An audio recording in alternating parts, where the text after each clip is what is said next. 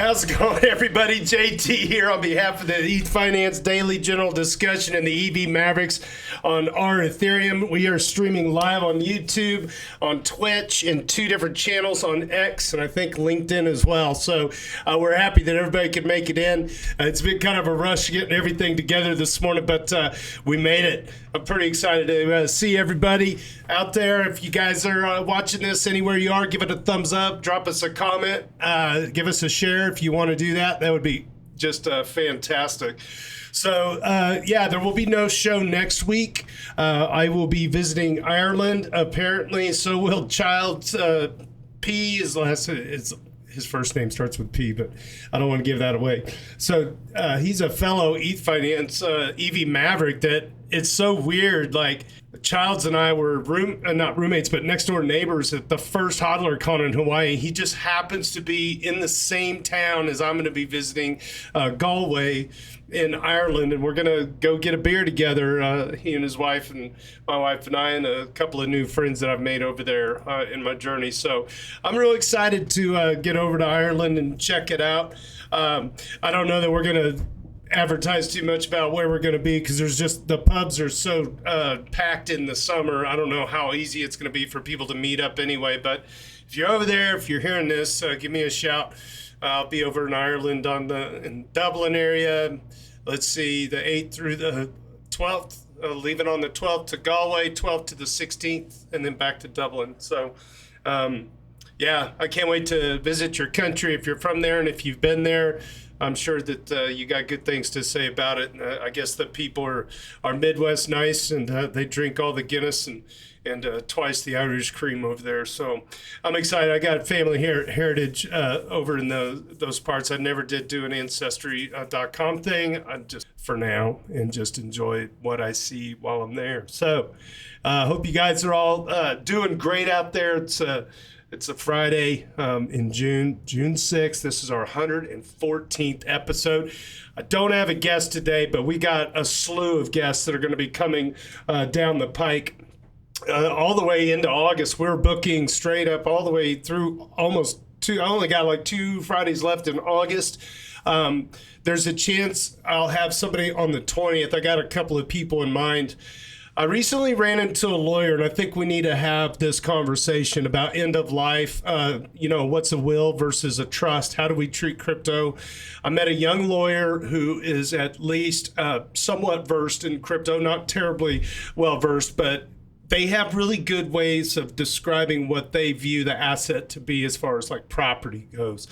And so it'd be good to have some Mavericks tune in because I think it's an important conversation we're all going to need to have. So I might put him on June 20th. But other than that, let's just go to dailydoots.com if you want to follow along. This website is designed by and produced by our very own Hani Abu, a legend. And on X, if you haven't followed Hani Abu, you should. He does dailydoots.com and about 24 other websites dedicated to Ethereum and data metrics. So, and a big thanks to Tricky Troll for helping curate all of these dudes across our Ethereum on Reddit. And of course, the A word for curating what is today our weekly list. So if you haven't had a chance to subscribe to us, do that now. Give us a like I said, smash the bell, whatever you got to do to stay tuned. Episode 114 is underway. All right, so let's go ahead and take a look at our rich list here. Super Fizz is at the top, so we'll start at the bottom. JS Tears at 111. Actually, I need to maybe redo. Yeah, update. Here we go. JS Tears climbs up to 114. Aiden Cairo and Ethical Trade still tied at the 8 and 9 spots at 118. Crypto Wild Currency at 121. Hani Abu at 129. He's climbing up. Tricky Troll at 155. Benito 2030 at 172. Logri the Bard is at 206. Harog is smashing it. He's at 220, and Super Fizz at the top of the leaderboard at 224. All right, we got a ton of upcoming events. If you haven't had a chance and you're in these areas, you should go check them out. ETH Belgrade, June 8th, 3rd through the 8th, And then the NFT conference, non-fungible conference, should say, NFC conference, is Lisbon, Portugal, June 4th through the 6th. June 11th through the 15th is Offscript in San Miguel de Allende, Mexico. Protocol Berg is in Berlin, Germany, June 12th through the 13th. We have June 13th through the 15th, ETH Kiev and Ukraine. Be sure to take your fiber optic cable with you, stretch it high above your head. DAppCon is in Berlin, Germany, 16th through the 18th. NFT NYC is in New York City, USA, June 23rd through the 25th. Permissionless 4 is also in New York City around that same time, 24th, 25th. ETH Cluj, I don't know how to say this. Is this Cluj-Napoca? That is June 26th through the 28th. And ETHCC, the big boy, Cannes, France, at the 30th through July 3rd. That's the big conference. That's going to be a good one. All right, very good. Our current daily, no, we need to go to the podcast. Let's go to weekly roundups, actually. I screwed this up. Weekly roundups. So, oh wait, we got so you have the announcements on here? Yeah. Okay, so I'm going to go back over to the overview because I want to make sure we shout out the upcoming guests. Where did you put those handy up? Daily Threads podcast. Let me look at the podcast, see if that has. Oh yeah, here we go. So, Afo and Matt from Green Pill Dev Guild, July 4th, we will not have a show, obviously. Mike Rainbow from Rainbow Wallet on July 18th. July 25th, Marco Mirabella from Insuro. Off the top of my head, we got Maple Finance. I don't have it on here, but Maple Finance is going to be coming down the pike. That's a guest of Logri the Bard. They're a really interesting group. And then I'm gonna see if I can get a couple of people back on later on in September as a recap of episodes. And then, of course, like I mentioned, I'm going to get this lawyer on. I think this end-of-life thing is and just the trusts and estates and wills and how do you pass crypto down and what's the best kind of way to put that stuff under lock and key. The big deal with trusts, and I'll just riff on this for a second, is it protects from probate. So if you have a trust set up and your kid, gets in trouble or whatever, some of the assets that they have in their possession actually belong to the trust, so they cannot be confiscated by the courts, so on and so forth. So it's a locking mechanism for your most precious. All right, very good. Let's go for it.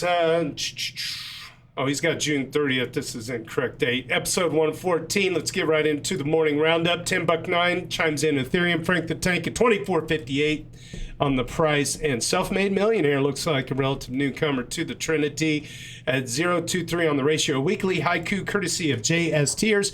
Pre-confirmation, cross-chain communication, block space, abstraction. How does he do it? JS Tears, how do you do it? All right, sorry, I got some allergies kicking up. Insurance guy question, user insurance guy question. Notices a significant statement by the SEC, and then user ETHFan has an update on staking from the SEC. Insurance guy question is a duder number 5, and ETHFan, I know because I just graded him. ETHFan is a duder number 2 for this week. So this is huge information here by the SEC. If this goes through, this means staking ETH won't be considered a security transaction, which can eliminate the current tax burden we all have to pay with staking ETH awards. It also paves a way for an easier ETH staking ETF approval, since brokerages won't have to worry about breaking security laws. This is massive regulation clarity. Yeah, it kind of makes sense. I love that. Would be fantastic. Okay, ETHFan replies. ETHFan's actually they're a duder number 2, but they've been along since the original ETH Trader days. Wow, the SEC really added to the original statement since yesterday. They updated at least twice to further clarify items since it was posted. My question is for U.S. stakers. If staking rewards are deemed non-securities, then would staking rewards only be taxed once as income or as capital gains? Interesting. Yeah, which do you prefer? Do you want it to be taxed once as income or as cap gain? Sorry, my allergies are killing me right now. So, yeah, do you want it taxed as income or as capital gains? The tax as income is interesting because I would just basically, I don't know what percent they would take if they assessed it as income. If they take it as capital gains, well, if you staked it for a year and you held it for a year, technically, would that not be long term? 15%? And I kind of look at it this way. Like, if you're a farmer, I look at it this way. If it's a commodity, if ETH is a commodity, you're a farmer. you grow corn from seed that's obviously not owned by Monsanto, because that's a whole different topic. Did you guys know that? If you use seed from Monsanto, you cannot hold seed over for the next year's crop. They will sue you and take your farm. You sign paperwork. It's nuts, but it's true. I know farmers that deal with Monsanto. They have like some of the best products, but it's like you're chained to them. But let's say you're a farmer and you grow corn. You sell corn to the market, you get the market price, you pay the taxes off of that. But if your corn yields more corn, you don't get taxed on that until you sell it, you know? So I kind of view ETH kind of the same way. So in that instance, is it because you're not being charged as income until you take it to the grain elevator, they weigh it. So in that sense, like maybe, you do treat it like capital gains. I don't know. This is going to be interesting to see what comes of this. I feel like this idea that I just want to open up the link to the SEC and just take a look at this. So as a part of an effort to provide greater clarity on the application of the federal securities laws to crypto assets, Division of Corporate Finance providing its views on certain activities known as staking, stake consensus, blah, blah, blah. Okay, so boy, they really wrote some stuff down. God, isn't it nice? It's so good that they're getting some clarity going. Let's see, staking with, okay, self or solo staking. Here we go. Let's look at this paragraph specifically. A node operator's self or solo staking is not undertaken with a reasonable expectation of profits to be derived from the entrepreneurial or managerial efforts of others. Rather, node operators contribute their own resources and stake their own covered crypto assets. That's right, thereby securing the proof of stake network and facilitating the network's operation through the validation of new blocks, which enables them to qualify for rewards issued by the proof of stake network in accordance with its underlying software protocol. To earn rewards, the node operator's activities must comply with the rules of the protocol. Okay, duh. By staking its own covered crypto assets and engaging, see, they capitalize this here, covered crypto asset. And engage, see, this is like new terminology. If they're putting capital letters on it, this is a well-defined thing. So it must have been defined maybe in another document. But anyway, by staking its own covered crypto assets and engaging in protocol staking, the node operator is merely engaging in an administrative or ministerial activity to secure the proof of stake network and facilitate its operation.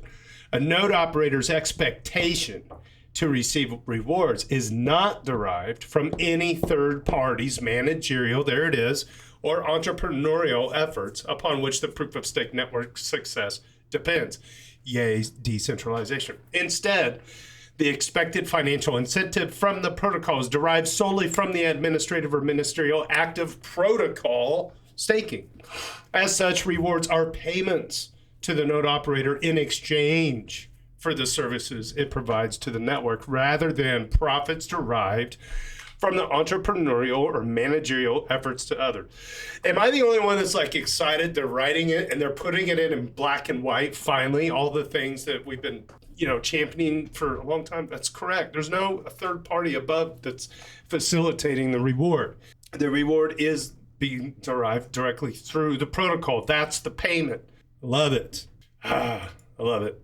Great question, insurance guy. I love it. Congrats on making it to the weekly show. Excellent. Thank you for bringing that to the daily. All right, moving on down. Yeah, and if there's anybody that wants to join the conversation, jump on the Discord. You should have a link there in the description of this video if you want to jump on. Raise your hand if you're in the audience. You want to jump on stage with me. Happy to have you join the conversation. Okay, the Hans Gruber discusses operator numbers on NodeSet. There are now 60 plus operators with NodeSet running 12 validators each, with the other 100 or so operators catching up to the current maximum of 12. The amount of ETH committed or expected thus far is going to take each operator closer to 50 each. Couple 100,000 ETH staked across a diverse and decentralized group of home stakers, semi-pro, and pro operators, with the average validator performance exceeding existing massive and centralized entity, whilst upholding Ethereum's ethos and retaining the ability to scale to whatever size of deposits roll in. When the staking ETFs go live, it will only be a matter of time before they realize some, if not all, of that ETH can and should be staked with NodeSet.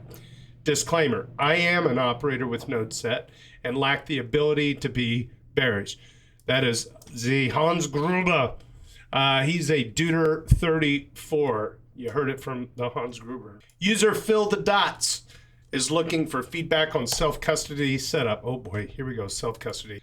Fill the Dots is a Deuter number 1. Congratulations on getting onto the weekly show as a Deuter number 1. Congratulations, fantastic.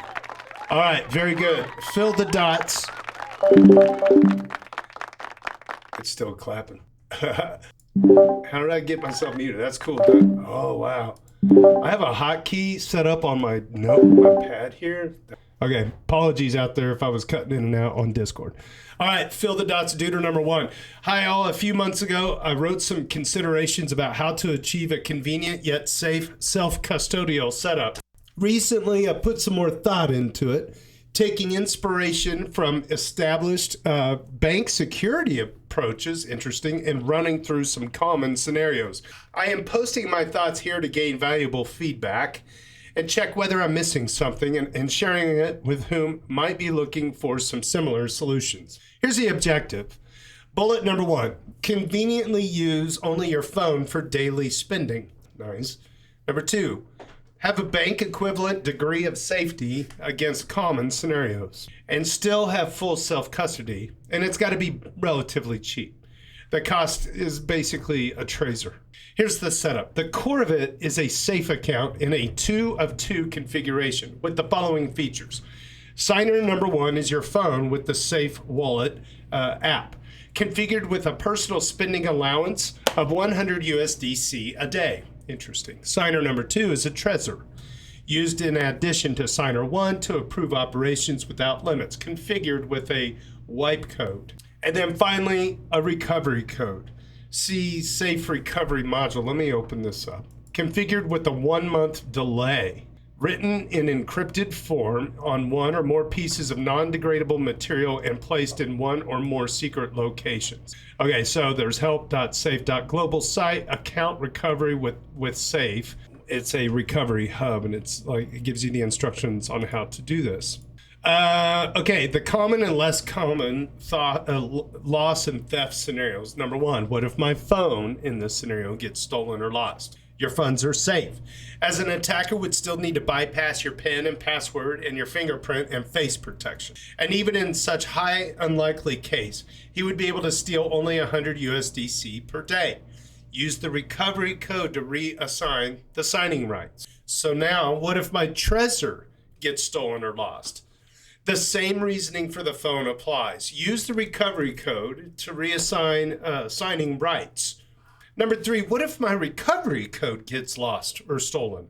An attacker would still need the decryption password to access it. Should he somehow have it, he'd still have to wait for a month to take control of the account, during which you'd get notified on the Safe Wallet app and be able to cancel the attempt. Use your phone and the Trezor to replace the recovery code.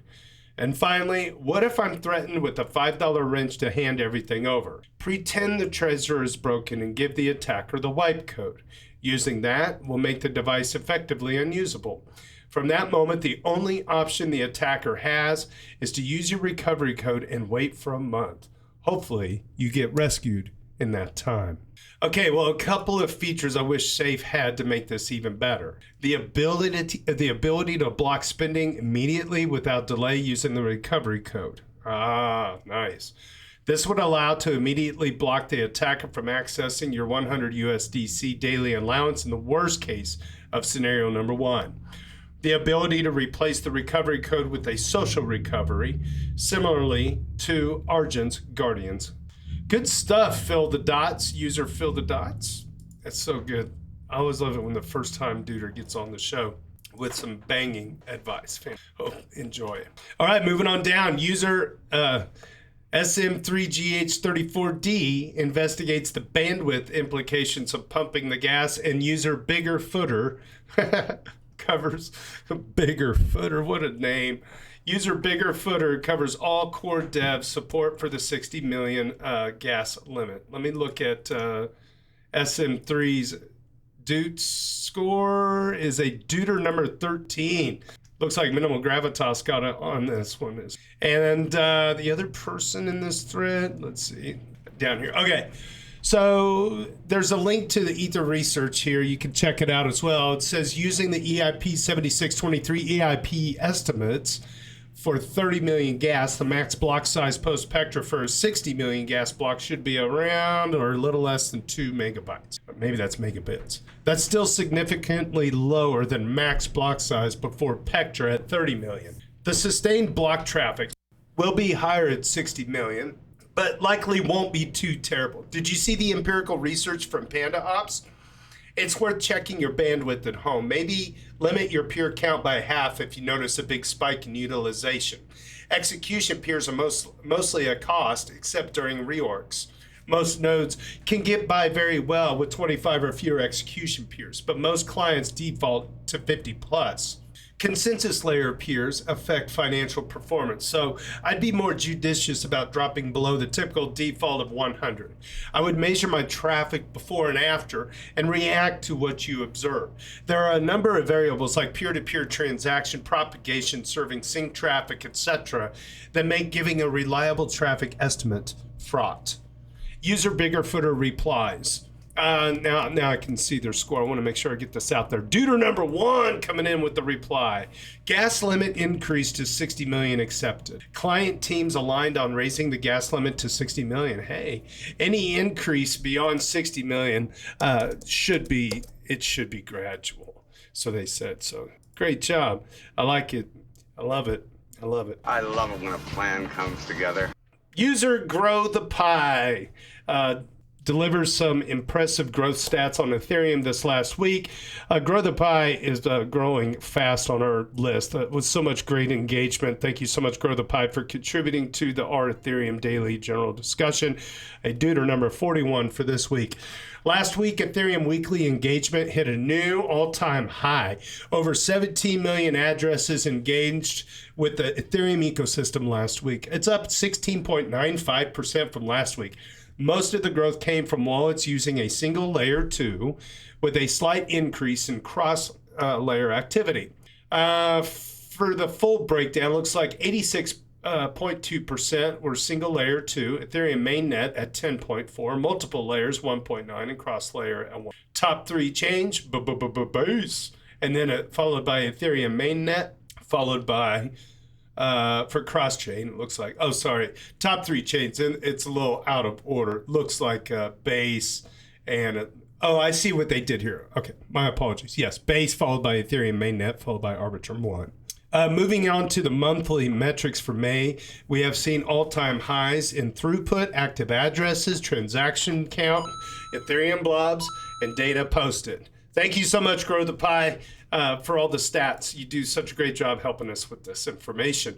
User Harog details the announced reorganization of the Ethereum Foundation Research and Development. Yesterday, there was a big announcement of a reorganization of the Ethereum Foundation Research and Development, which they now call Protocol with a capital P. Let's go. We had a discussion here a few weeks ago about reorganizing the Ethereum Foundation structure. So quite a few new groups have been built and quite a few new old ones have been removed. I guess some of the reshuffling of people was just formalizing what was a reality for some time anyway, meaning people did jobs that were not associated with their former teams, so they made new teams now. Other changes are to focus on what's important in the next few years. Some changes have been more drastic. The engineering side of things has seen some drastic changes. For instance, the hardest hit one is the portal team. The whole team has been disbanded and the people have been let go. In my understanding, the portal network was an important part of the longer term plan for history expiry and in general light client access to Ethereum. Apparently, it was not deemed important. Similar is the Epsilon team. Only 2 of the 7 people stayed at the Ethereum Foundation. The Epsilon team did the implementation and analysis of everything related to the EVM.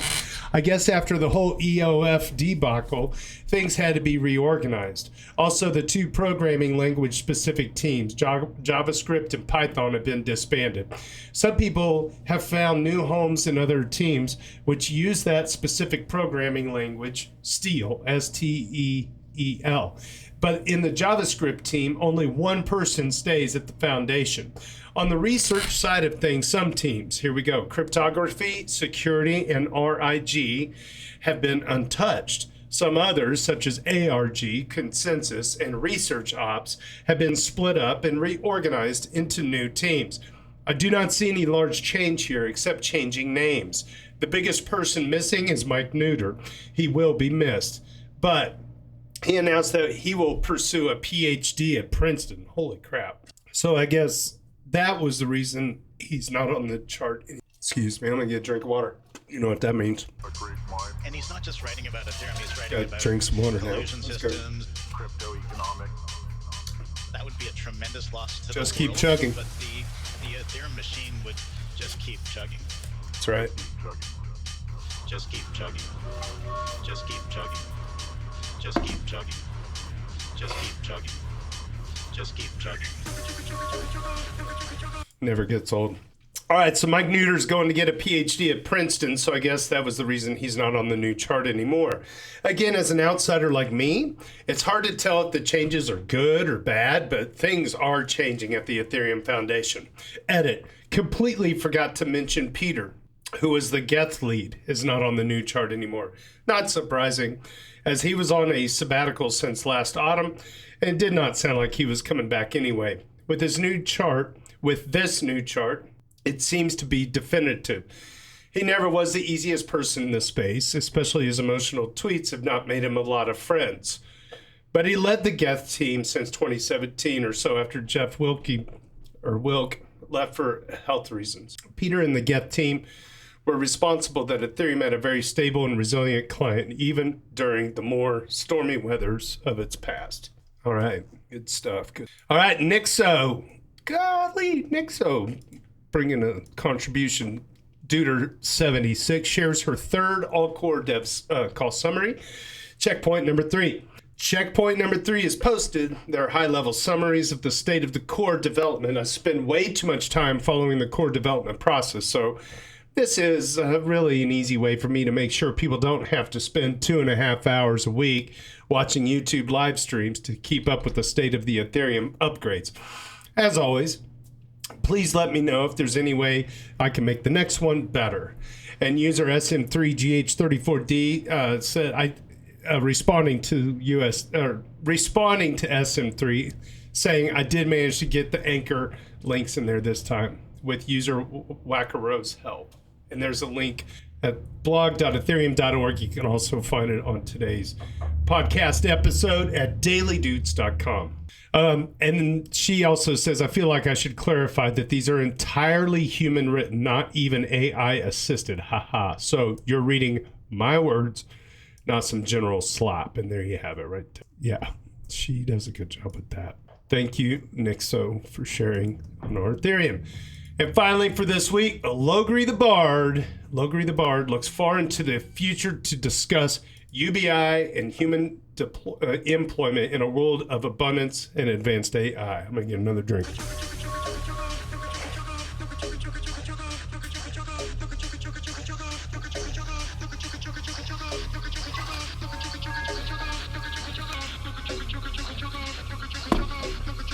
Nice. All right. In my next step in my AI post series, boy, here we go.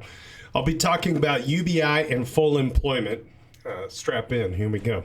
The second outcome is that we recognize the horrors laying ahead and manage to coordinate as a species at an unprecedented level. There are many challenges here. Not only do we not have consensus at a philosophical level on, quote, giving people free money, unquote, the entrenched power structures will work at every step to protect the status quo. Even if we had society-wide consensus, how do you actually implement this agenda? Where does the money come from?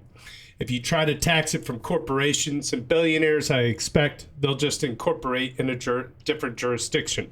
If you're playing a race to the bottom game between various governments around the world for who is willing to give those billionaires the most favorable treatment to live there, any form of wealth tax on digital wealth, most things except property tax, can escape the tax jurisdiction.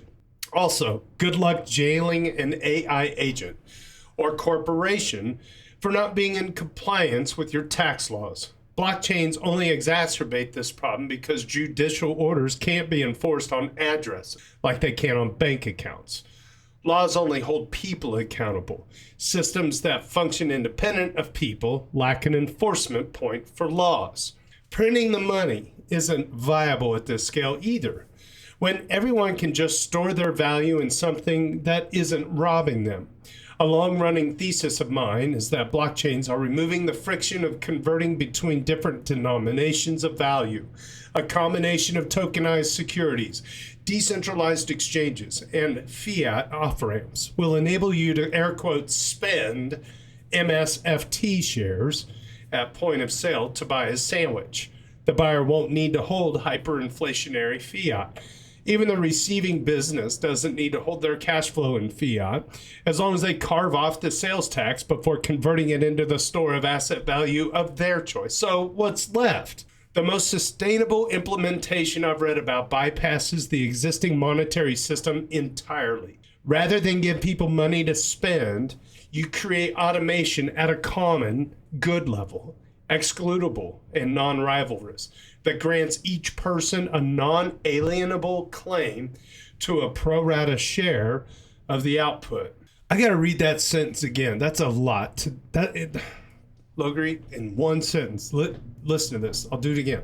Rather than give people money to spend, you create automation at a common good level that grants each person a non-alienable claim to a pro rata share of the output.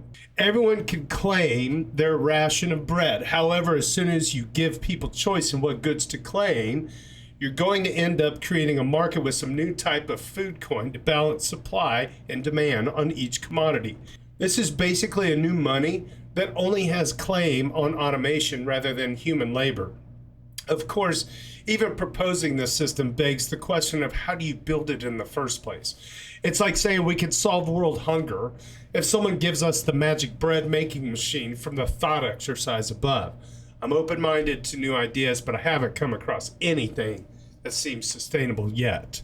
The internet's favorite take increasingly seems to burn it all down and start the monetary system from zero. I don't know if a revolution is actually viable in a world where AI can deduce the thought leaders and then the police just disappear them as terrorists. Modern technology has increased the number of people that can be suppressed by a single compliant individual by a few orders of magnitude since the last time wealth inequality reached this level, and the guillotines reset everything. I doubt it will play out this way, but if it does, it isn't going to play out like the romanticized ideas of the collapsed community. Also, and here's a controversial take, I'm not actually a fan of pure UBI future. Even in the unlikely case where we could politically align on both a direction and implementation and implement it without corruption, coordination failures, or eventual corporate capture, I still think it dangerously disregards human psychology and incentive alignment. Among the best possible outcomes of this route is some distant Wall-E or Brave New World style future where lives consist of empty pleasures all day. We lose our capacity for critical thinking and either populate until we reach the resource limits of whatever section of space we have access to, or go extinct because we have no drive to expand at all. The sole source of hope I'll give you in this direction is that there's nothing in the rules of physics which says that we should be able to make so much more with so much less work, and that we should be poorer for it at the median. Rome was able to offer the daily bread to citizens 2,000 years ago when the productivity per farmer wasn't 1/100th of what it is today. 1 out of 2 people in the U.S. used to be farmers. Now it's less than 1%. The world doesn't have an energy or housing or food shortage. Humanity has given a shit story, especially amongst those with all the power. We have a global empathy shortage and a mass coordination failure that perpetrates extraordinary amounts of unnecessary suffering. A more humane future is physically possible. Well, thank you, Logri the Bard. I always like reading your takes on AI. Logri the Bard is our number 3 person on our current leaderboard. Yeah. So I hope you guys have enjoyed today's episode. Give us a like, smash the bell. It's going to be a short day. Obviously, I don't have a guest currently, and my allergies are kind of crappy too. I'm just really glad that I was able to get back from seeing family in Wichita so I could jump on here and get the show underway on time. And hope you guys are able to join us in the daily thread sometime. Stop by our Ethereum on Reddit. If you don't use Reddit, well, I can recommend one place you can come on Reddit and make that your only place. That's our Ethereum, r/Ethereum, and look for us in the daily general discussion. Check out all of the Doots at dailydoots.com. We have a list of all the previous shows that we've done, and we really are happy that you could join us for this 114th episode for June 6, 2025. Just a reminder, there will be no show next week. I'll be in Ireland having a few beers. That is for damn sure. All right, well, if you want to stick around after the live stream, you can join us on Discord for a bonus hour of popcorn. It's a fun place to let loose when the parents aren't watching on YouTube. Hi, Mom. On behalf of the eFinance Daily Journal discussion on our Ethereum and the EV Mavericks DAO, my name is JT. Cheers and big hugs from Kansas City.